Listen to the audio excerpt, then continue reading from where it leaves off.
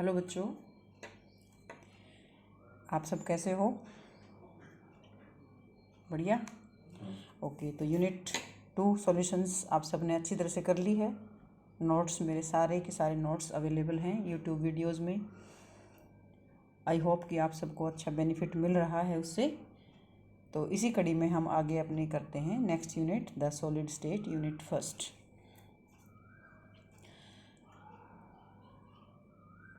There are 3 states of matter: solid, liquid and gas. Liquid and gas हम 11th class में पढ़ चुके हैं। 12th में हम पढ़ेंगे सॉलिड स्टेट के बारे में। तो ज़्यादा ना करते हुए हम सॉलिड, लिक्विड और गैसेस की पहले हम इनके कैरेक्टरिस्टिक्स को कंपेयर कर लेते हैं। सबसे जो पहला पॉइंट आता है वो आता है रिजिडिटी। रिजिडिटी का हिंदी में अर्थ होगा कठोर, दृढ़ होते हैं solid are rigid, liquid are not rigid, gases are not rigid. Question सबसे पहला आपका यही बनता है, why solids are rigid? The solids are rigid because the molecules are very closely arranged or attached with each other. There is very less intermolecular space between the solid particles. So solids are rigid. हमें पता है liquid solid के इतने rigid नहीं होते, gases तो बिल्कुल भी रिजिड नहीं होती। शेप की बात करें तो solid have fixed shape, liquid do not have fixed shape, gases have fixed shape, do not have fixed shape. Volume, solid have fixed volume, liquid का भी फिक्स्ड वॉल्यूम, और gases have no fixed volume. Intermolecular force of attraction, यानी कि जो solid के जो molecules होते हैं उनके बीच में फोर्स ऑफ अट्रैक्शन कैसा है? तो force of attraction is very strong between the particles of solid. Force of attraction are less than solids but higher than the gases in case of liquids. और gases में the force of attraction are negligible, यानी कि molecules, gas के molecules और particles इतने दूर दूर होते हैं कि उनके अंदर फोर्स ऑफ अट्रैक्शन जो होता है वो ना के बराबर होता है, नेग्लिजिबल होता है। इंटर पार्टिकल स्पेस, जब दो मॉलिक्यूल्स आपस में इतने पास पास होंगे तो उनके बीच में स्पेस बहुत ही लेस होगा। सॉलिड्स के केस में inter particle space is minimum, liquid में more than gases but less than solid से कम होगा स्पेस लेकिन गैसेस से ज़्यादा होगा।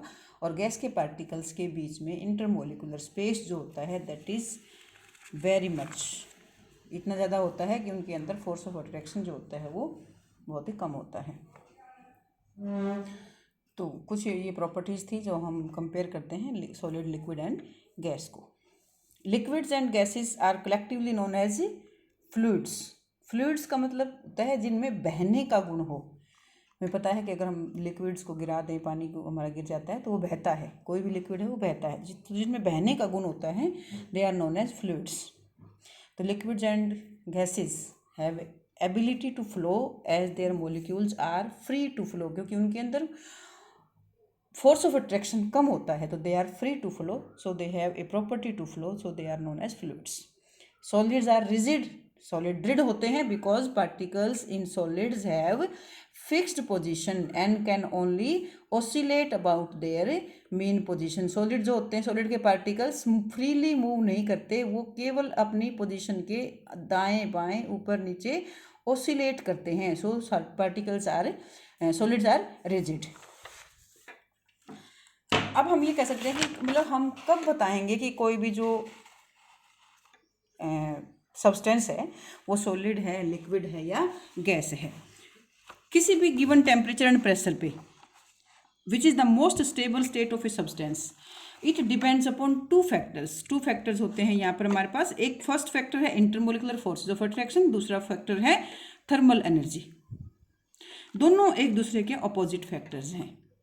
जहाँ पर intermolecular forces of attraction particles को या मॉलिक्यूल्स को पास लाने का काम करते हैं, वहीं पर थर्मल एनर्जी उन पार्टिकल्स को दूर ले जाने का काम करती है।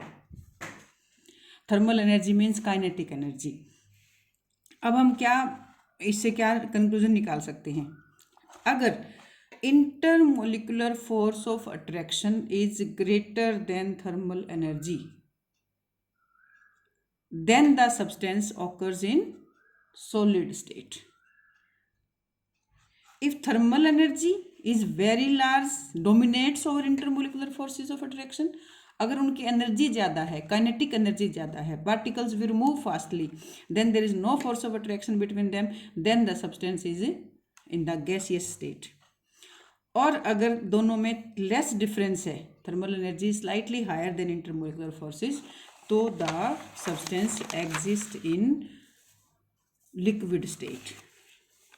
तो ये हम कह सकते हैं कि एट लो टेम्परेचर, जब टेम्परेचर कम होता है तो thermal energy is low and intermolecular forces bring molecules very close, hence the molecule exist in solid state.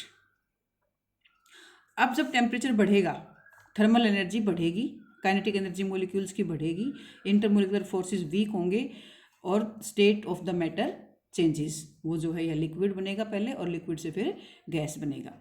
इसका एक एग्जाम्पल आप ले सकते हो. मान लो हमारे पास आइस है, ice occurs in solid form. Ice को हमने रूम फ्रीज से बाहर निकाल दिया तो थोड़ी देर में हम क्या, वो लिक्विड में बदल जाएगा. लिक्विड में क्यों बदला? क्योंकि उसने रूम से एनर्जी गेन की. एनर्जी गेन की तो उसके मॉलिक्यूल्स की काइनेटिक एनर्जी बढ़ी. काइनेटिक एनर्जी बढ़ने से फोर्स ऑफ अट्रैक्शन घटा और उसकी स्टेट चेंज हो गई. अब मान लो हमने उस पानी को गर्म करना रख दिया तो वाटर जो है वो बॉयल होना शुरू हो जाएगा, यानी कि गर्म किया तो उसने एनर्जी ली तो मॉलिक्यूल्स ने काइनेटिक एनर्जी गेन की. काइनेटिक एनर्जी से उनकी फोर्स ऑफ अट्रैक्शन नेग्लिजिबल हो गई और state changes from solid to liquid and liquid to vapour. And these are the two factors which decide the stable state of matter: intermolecular force of attraction and thermal energy. ठीक है. Now we will study about the types of solids. Solids की कितनी types होती हैं? On the basis of nature of order present in the arrangement of particles. Arrangement किस तरह का है? Solids are of two types. देखो हम अपने चारों तरफ कई तरह के सॉलिड्स देखते हैं. देर आर मेटल्स हैं, लकड़ी है, रबड़ है, ग्लास है, ये सभी सॉलिड्स हैं. लेकिन they are different types of solids. किस आधार पे? अरेंजमेंट ऑफ पार्टिकल्स में. उनकी पार्टिकल्स की अरेंजमेंट डिफरेंट होती है. तो solids are of two types: crystalline solids and amorphous solids. Crystalline solids and amorphous solids. Crystalline solid की definition यही आएगी: the solids in which the particles are arranged in a regular fashion. in a regular fashion. इस diagram में आप देख सकते हो बिल्कुल रेगुलर अरेंजमेंट है पार्टिकल्स की. और amorphous में in which the particles are not arranged in a regular fashion, they are arranged in a randomly. They are arranged randomly. तो यहाँ पर एक इम्पोर्टेंट टर्म आती है एग्जामिनेशन पॉइंट ऑफ व्यू से कि what is isotropy and what is anisotropy. Isotropy. अब इस डायग्राम को देखिए. अगर हम ए टू बी की तरफ अगर हम जाते हैं तो we have the same arrangement of particles. सारे ब्लू सर्कल्स को टच करती है ये लाइन. अगर हम देखते हैं सी से डी की तरफ तो हमारी अरेंजमेंट इस बार डिफरेंट है. एक पार्टिकल ब्लू, एक ग्रीन, एक ब्लू, एक ग्रीन, एक इस तरह से अरेंजमेंट डिफर करती है. ठीक है. लेकिन अगर हम इधर जाते हैं किसी भी डायरेक्शन में तो हर तरफ रैंडम ही है, यानी कि हर तरफ एक जैसी है, कहीं को कोई चेंज फर्क नहीं पड़ेगा कोई भी. तो इस तरह वाली अरेंजमेंट जहाँ पर, तो हम ये देखते हैं कि अगर हम किसी भी सॉलिड की फिजिकल प्रॉपर्टी को ए टू बी डायरेक्शन में अगर स्टडी करते हैं तो उसकी प्रॉपर्टी डिफरेंट पाएगी. सी टू डी करते हैं तो उसकी मैग्नीट्यूड डिफरेंट पाएगी. तो this characteristic in which the physical properties are different in different directions is known as isotropy. Different in different directions is known as anisotropy. Same in different directions is known as anisotropy. तो हम कह सकते हैं कि crystalline solids are isotropic and isotropic in nature. Crystalline solids are anisotropic in nature. They have different physical properties in different directions. Anisotropic. These are isotropic. in which the properties are same in different directions. So the substances which have same physical properties like electrical conductivity, reflective index, etc., in all the directions are called isotropic substances, and the property is known as isotropy. Anisotropy, the substances which have all these physical properties different in different directions are called anisotropic, and this property is known as anisotropy. Now the most important question of solid state, what is difference between crystalline and amorphous solids? तो इनके difference को हम इनकी properties के आधार पे करेंगे। तो सबसे पहली जो प्रॉपर्टी है वो आती है nature of arrangement of particles. Crystalline solids में हमने पहले डेफिनेशन में पढ़ा कि दे have a definite and regular arrangement of constituent particles in space. इनकी अरेंजमेंट जो होती है पार्टिकल्स की डेफिनेट होती है, रेगुलर होती है। अमोर्फस में they do not have any regular arrangement of the constituent particles in space, इनकी रेगुलर अरेंजमेंट नहीं होती। दूसरी property shape, crystalline solids have definite characteristic shape, they have irregular shape. Nature, these are known as true solids, these are known as super cold liquids or pseudo solids. pseudo solids बोलते हैं इनको, false solids मतलब false solid, these are true solids.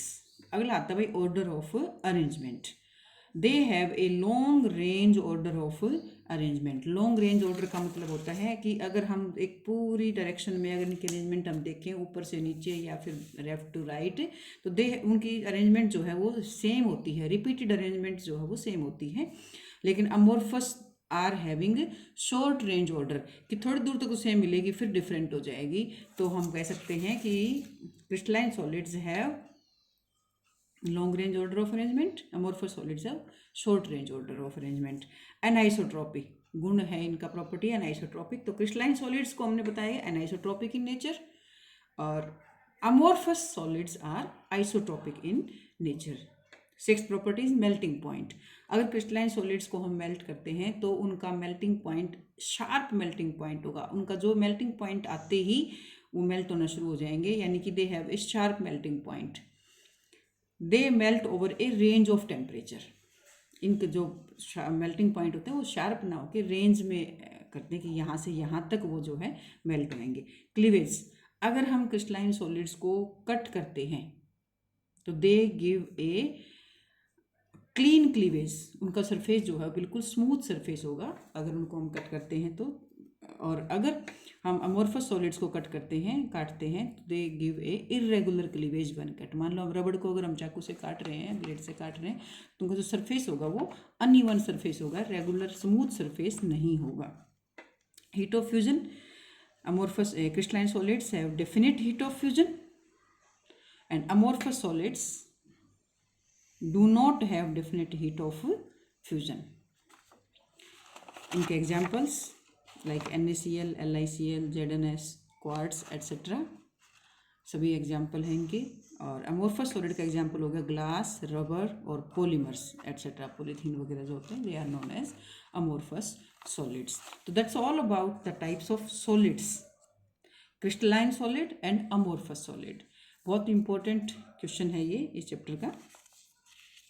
और next इसके बाद हम पढ़ेंगे कि टाइप्स ऑफ क्रिस्टलाइन सॉलिड्स।